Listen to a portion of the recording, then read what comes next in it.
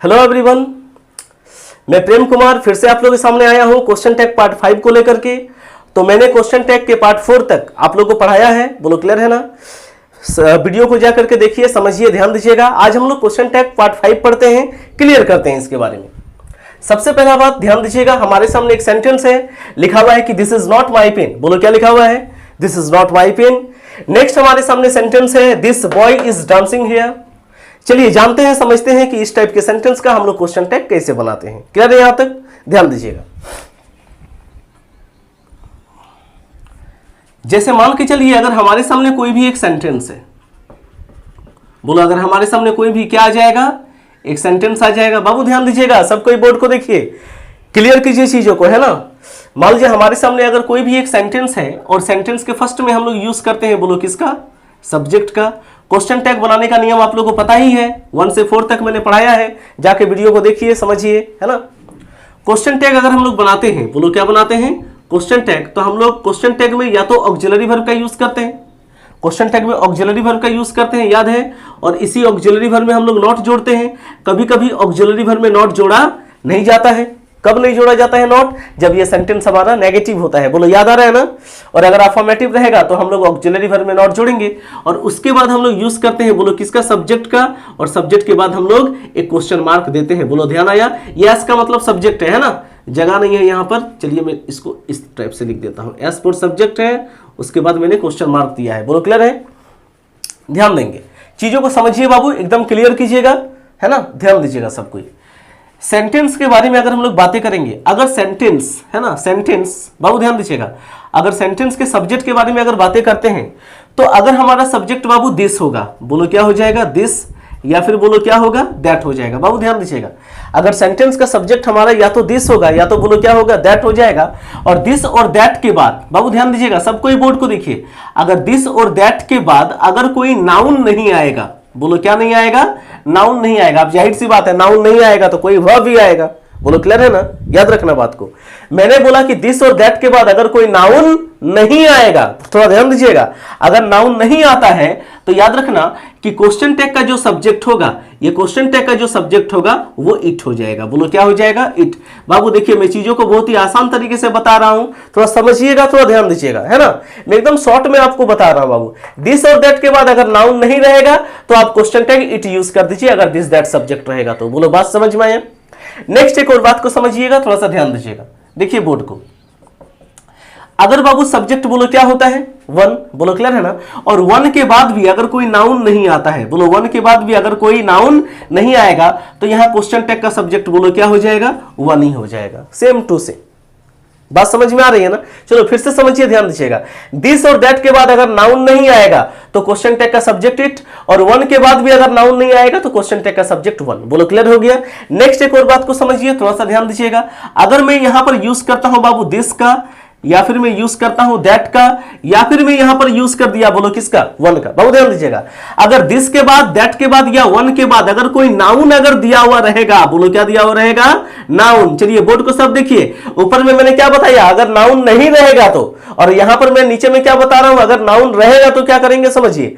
This के बाद, that के बाद, 1 के बाद अगर कोई नाउन आ जाएगा तो याद रखिएगा, ये नाउन के अनुसार हम लोग यहां प्रोनाउन यूज करेंगे क्वेश्चन टैग में। बोलो बात पहले मेरा समझ में आया।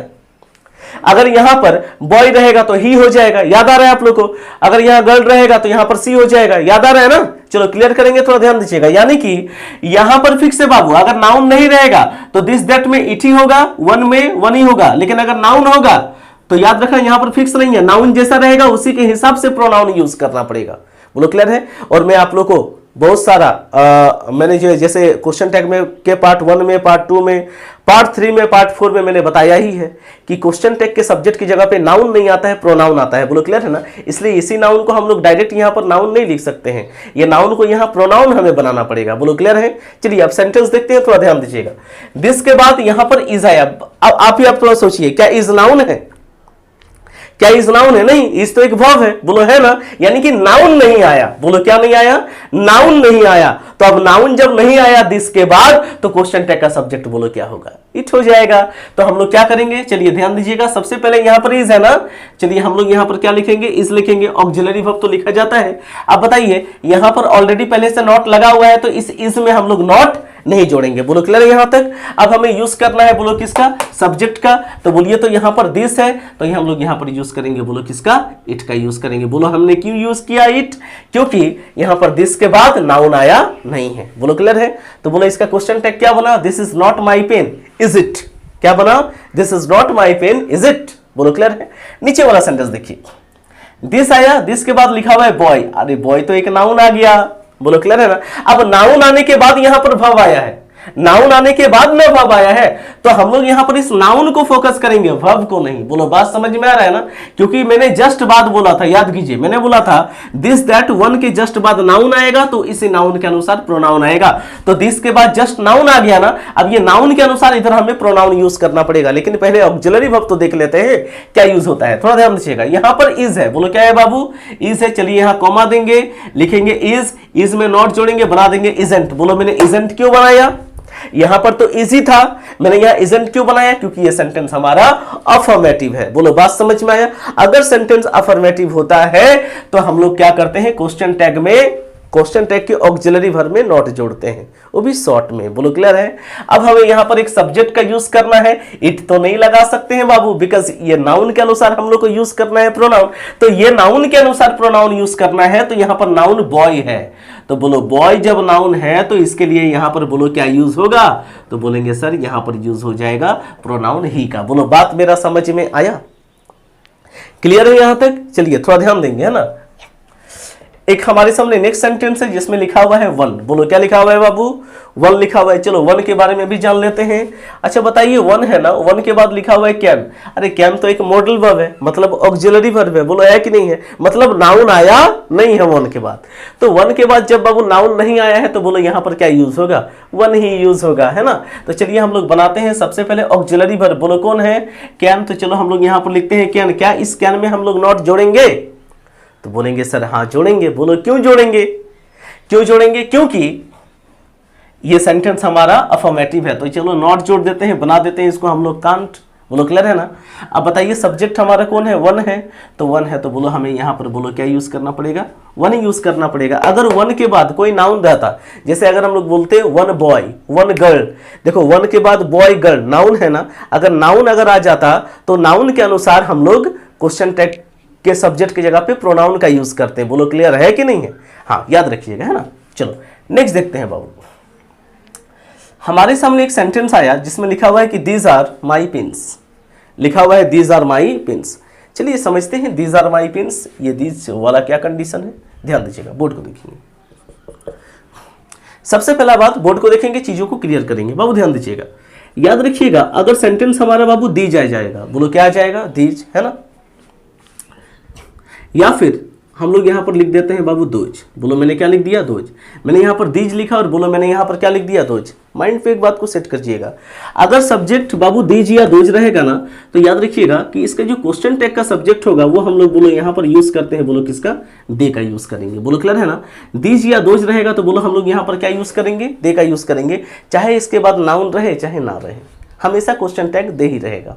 बोलो क्लियर है ना, ध्यान दीजिएगा बात को। अगर मैं देखिए जैसे एक सेंटेंस में लिखा हुआ है दीज आर, बोलो आर तो बाबू नाउन तो नहीं है, आर नाउन नहीं है ना, फिर भी क्वेश्चन टैग का सब्जेक्ट दे ही होगा। लेकिन अगर हम लोग ऐसे बोलते हैं दीज चीयर्स, बोलो क्या बोलते हैं, दीज चीयर्स, तो बोलो फिर भी यहां पर बोलो क्या होता है बाबू, दे ही होता है। पता है क्यों ऐसा होता है, क्योंकि एक बात को याद रखना कि दीज और दोज के बाद, बोलो देखिए सबसे पहला बात समझिए, दीज और दोज मैंने बोला यहां पर बोलो सब्जेक्ट हमारा क्या होगा, दे होगा। अगर नाउन रहेगा फिर भी दे होगा, पता है क्यों, नाउन रहेगा फिर भी दे होगा, क्योंकि दीज और दोज के बाद हमेशा प्लूरल नाउन आता है। बोलो कौन नाउन आता है, प्लूरल नाउन। और जब प्लूरल नाउन आता है ना तो प्लूरल नाउन का प्रोनाउन भी हम लोग दे का ही यूज करते हैं, है ना। इसलिए दीज और दोज जब आ जाएगा तो नाउन है या नहीं है उसे देखने की कोई जरूरत नहीं है, आंख बंद करके एक ही वर्ड का यूज, एक ही सब्जेक्ट का यूज कीजिए, बोलो किसका, दे का। बोलो क्लियर है यहाँ तक। जैसे हमारे सामने दीज आया है ना, दीज आया तो अब फिक्स हो गया कि दे ही होने वाला है सब्जेक्ट।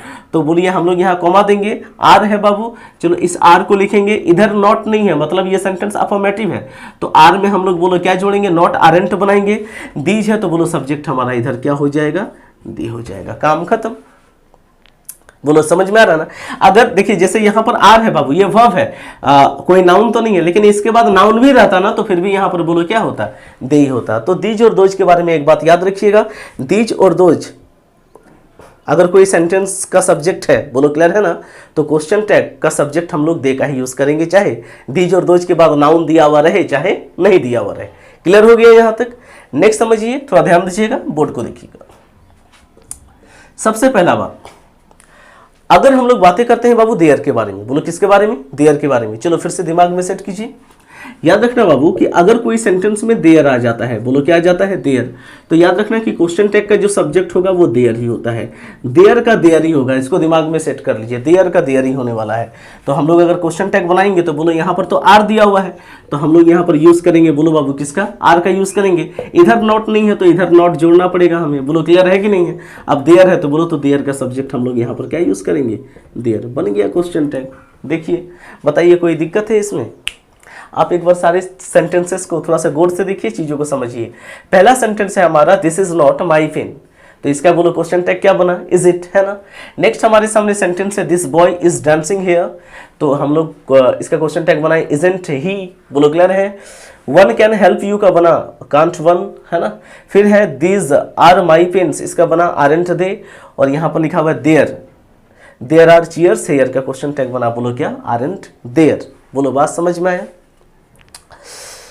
तो ये था हमारा क्वेश्चन टैग पार्ट 5, है ना। मैंने क्वेश्चन टैग पार्ट 4 में आप लोग को बोला था कि क्वेश्चन टैग पार्ट 5 लास्ट होगा, लेकिन ऐसा नहीं है बाबू, कुछ और भी रूल्स है ना। सबसे पहले इसको हम लोग क्लियर करते हैं अच्छे से, ध्यान दीजिएगा।